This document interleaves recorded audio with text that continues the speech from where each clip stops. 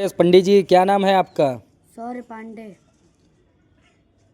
आप कुछ सुना सकते हैं? जी। अच्छा, क्या पढ़े हैं आप? गणेश अथर्वशीष। सुनाइए।